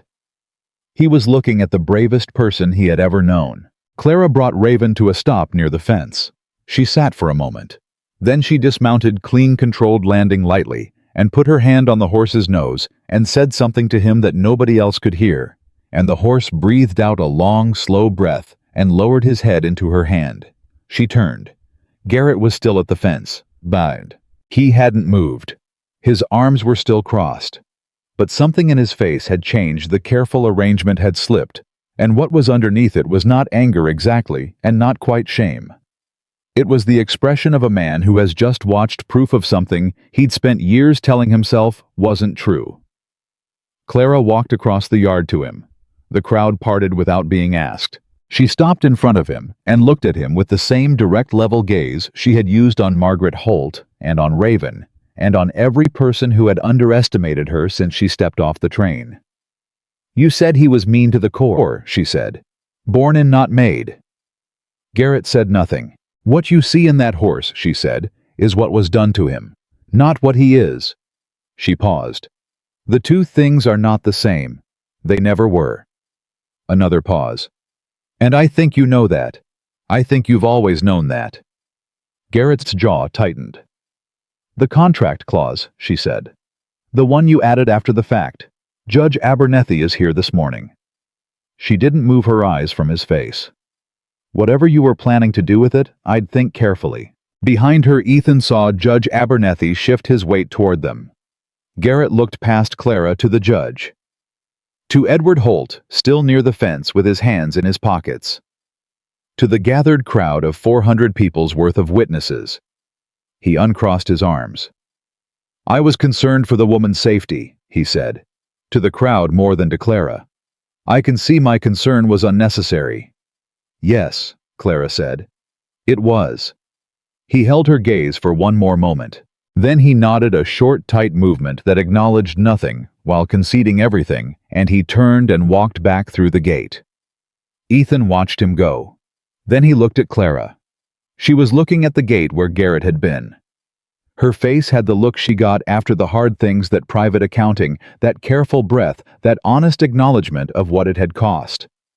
Then she turned around, and she found Ethan's eyes across the yard, across the crowd, across the distance between who they'd been when she arrived and who they were now.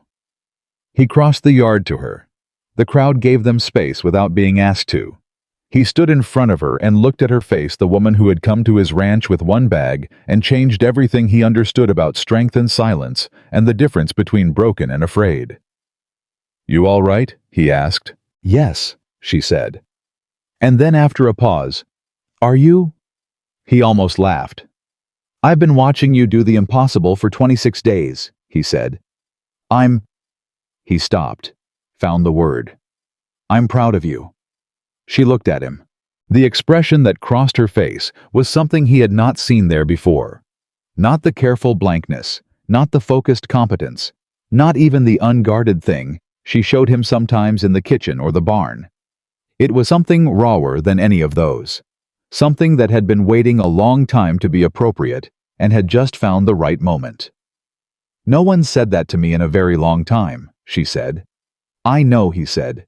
"I'm saying it now." Behind them, Ruth had appeared at Clara's shoulder with the quiet efficiency of someone who has decided to be useful, and around them, the crowd was beginning to move and speak and reorganize itself into the shape of people who have witnessed something together and need to talk about it. Thomas Aldridge was already telling the man next to him what he'd seen. Doc Harmon was standing with Judge Abernethy in a conversation that had the quality of two men settling something. Margaret Holt was standing very still near the fence with an expression Ethan couldn't quite read from where he stood.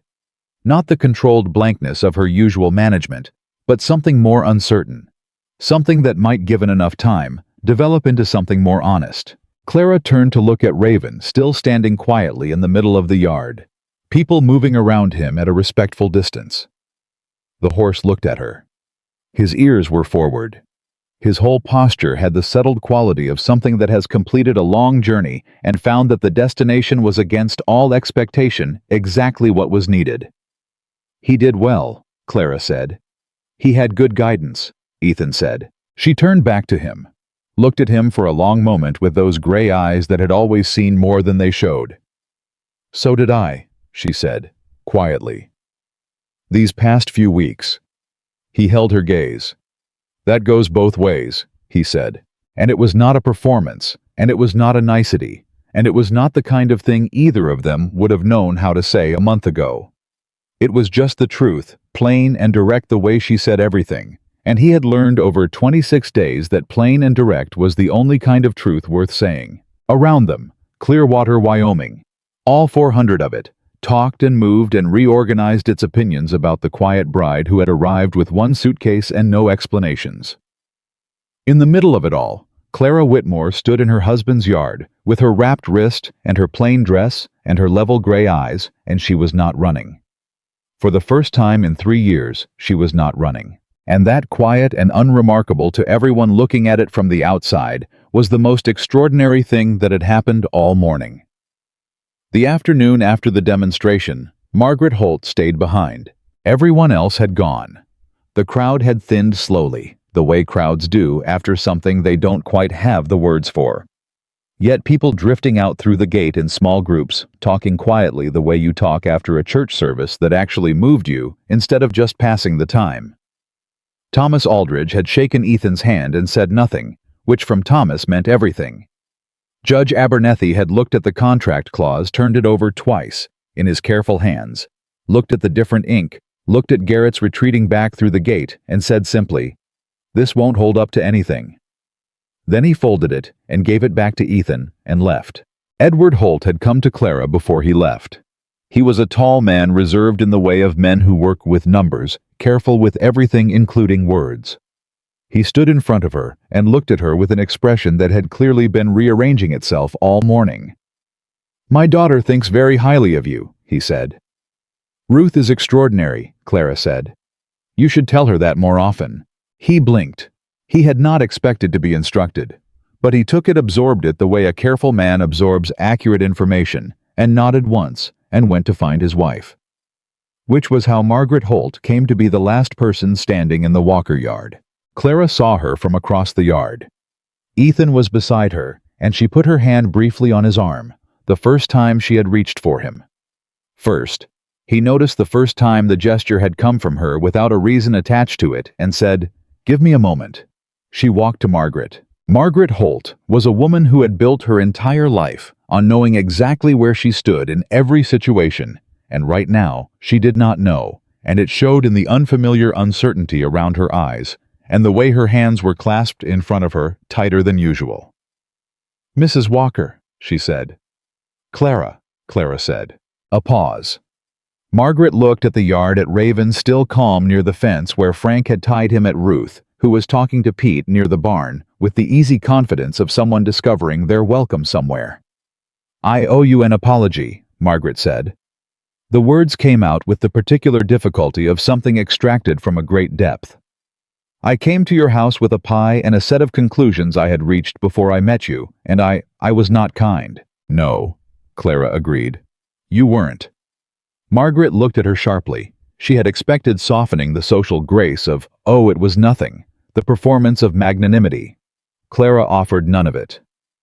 "You were also not entirely wrong about the instinct," Clara said. "You wanted to protect someone you cared about. The method was wrong. The instinct wasn't." Margaret stood with that. "I don't know what to do with you," she said finally, and she said it with a honesty so uncharacteristic that it was almost endearing. "You don't have to do anything with me," Clara said. "Just watch your daughter. Actually watch her. She's been trying to show you who she is for years." Margaret's eyes went to Ruth. Ruth was laughing at something Pete had said, an open, unguarded laugh, The laugh of someone who has put something down that was heavy. Something moved across Margaret Holt's face. Complicated and private and real. She looks happy, Margaret said, almost to herself. She is, Clara said. She's been happy every time she's been allowed to be herself. Margaret was quiet for a long moment. Then she said stiffly but genuinely, "You are not what I expected." "No," Clara said. "I know." And she left Margaret Holt standing in the yard to figure out what to do with that, because that was all she could offer the truth and the space to decide what to build with it. That evening after supper, after the hands had gone to the bunkhouse, and Ruth had ridden home, and the ranch had settled into its ordinary nighttime sounds, Ethan and Clara sat on the porch. They had not done this before. It was not a thing that had been planned or decided. Clara had simply come out with 2 cups of coffee and handed one to Ethan and sat down, and he had sat beside her, and there they were. The Wyoming dark was full and clear. The kind of sky that makes you feel simultaneously very small and very located, exactly here, exactly in this moment, exactly nowhere else. "I need to tell you the rest," Clara said. He looked at her. "The part I didn't tell you before," she said. "About Thomas." "You don't have to." "I want to," she said. "Not because I need to. Because I've been carrying it in a house where someone else lives now, and that's not fair to either of us." He turned toward her slightly and waited. "When I left," she said, "I had planned it for 6 months.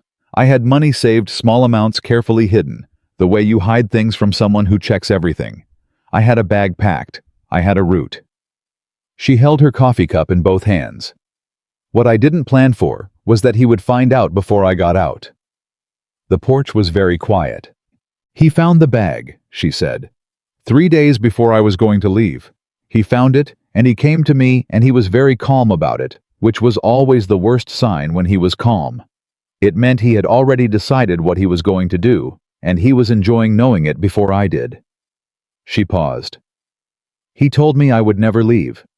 That no one would believe anything I said about him because he was respected and I was nothing. That I had nowhere to go that he couldn't find me." "Clara," Ethan said. "Let me finish," she said. Not sharply, just steadily. "He was wrong about one thing. The gray mare I told you about. He didn't account for her." A pause. "He had sold her 2 months before to a man named Porter, who had a farm east of town. I had made friends with Porter's wife without Thomas knowing. When I walked out of that house in the middle of the night with nothing but what I could carry, I went to Porter's farm. And his wife hid me for 4 days until I could get to a town where Thomas didn't have connections, and I could get on a train." She looked at the dark sky.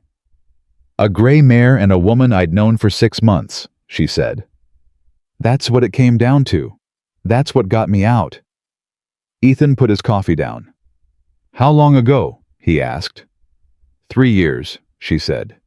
"I spent 2 of them in Missouri, working in a boarding house, saving money, deciding what I actually was, not what I'd been told I was, but what was actually true." She paused. "And then I answered your letter." He looked at her profile in the dark. "Why mine?" he said. "There must have been others." "There were," she said. "Yours was the only one that didn't promise anything." She turned to look at him. "Everyone else wrote about what they could offer, what their land was worth, what they needed, what they expected in return. You wrote 2 paragraphs. You said it was a working ranch and the work was hard, and you were looking for someone who understood that and wasn't afraid of it." A pause. "You didn't promise me happiness. You didn't promise me anything. You just told me the truth about what it was." Ethan thought about those 2 paragraphs he'd written at his father's desk, half convinced as he wrote them that nobody reasonable would answer that he was doing something foolish. "I didn't know how to promise more than I had," he said. "I know," she said. "That's why I answered." They sat with that. The dark moved around them, quiet and enormous, the way Wyoming dark does, not oppressive but honest, the kind of night that doesn't pretend the world is smaller than it is. "I'm not afraid anymore," Clara said. "I want you to know that. Not of him finding me, not of this not working, not of—" She stopped. "I came here ready to survive. I didn't expect to actually arrive somewhere." "Did you?" Ethan said. "Arrive." She turned and looked at him fully, and in the darkness, her gray eyes had that quality she'd shown him a handful of times unguarded, direct the real thing underneath all the capable stillness. "Yes," she said. "I think I did." He reached over and took her hand. Not dramatically, not with any speech attached to it. Just reached over and took her hand, the way you take hold of something you've decided you're not going to keep treating like it might not stay. She looked down at their hands. She did not pull back. She turned her palm and held on.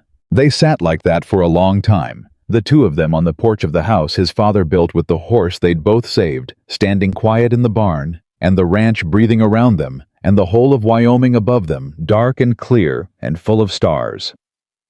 "I don't know how to do this perfectly," Ethan said. "I know," Clara said.